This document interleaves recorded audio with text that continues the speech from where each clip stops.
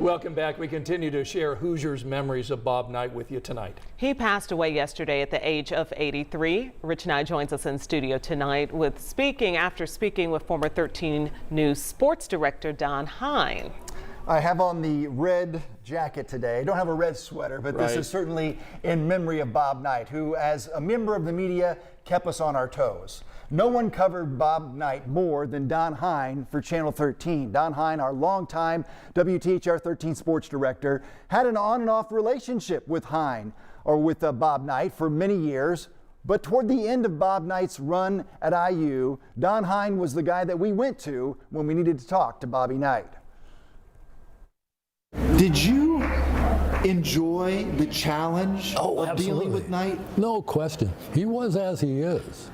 You know, at the time, Bob really, I don't think, gave a diddly what people thought of him. He was going to do his stuff, and he did it for a long time. I saw him do a lot of things for little kids. He especially was very kind to women. If you could be an old woman, you are on his team. He coached by intimidation, and he wanted to intimidate the media as well.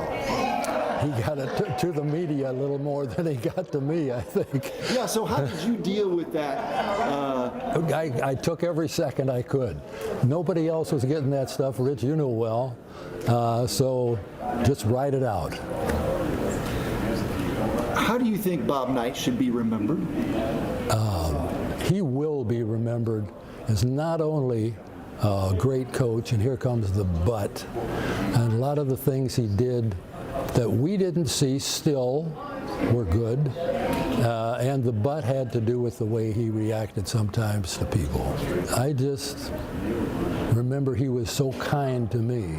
People won't believe that Bob Knight, his gruff and grumble guy, had a real soft heart. At least he did with me, and he valued things like having been a player before. And he also, I was always prepared when I went in to interview him.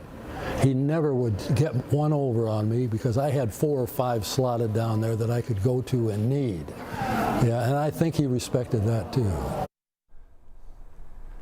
Great to catch up with Don Hein, who was a former college basketball player himself, and so that gave him sort of an in with Bobby Knight, and Bob respected Don for that. But Don told me again today there were times during his long tenure here where Knight would not talk to him. Yeah, it's great to see Don again tonight. He looks terrific. You've covered Bob Knight at the end of his career. What was it like for you covering him? Well, first of all, I think you have to have the context of I grew up in Indiana.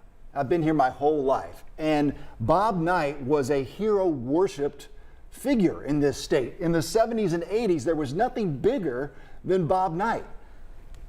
I was a Purdue fan because my dad was a Purdue graduate.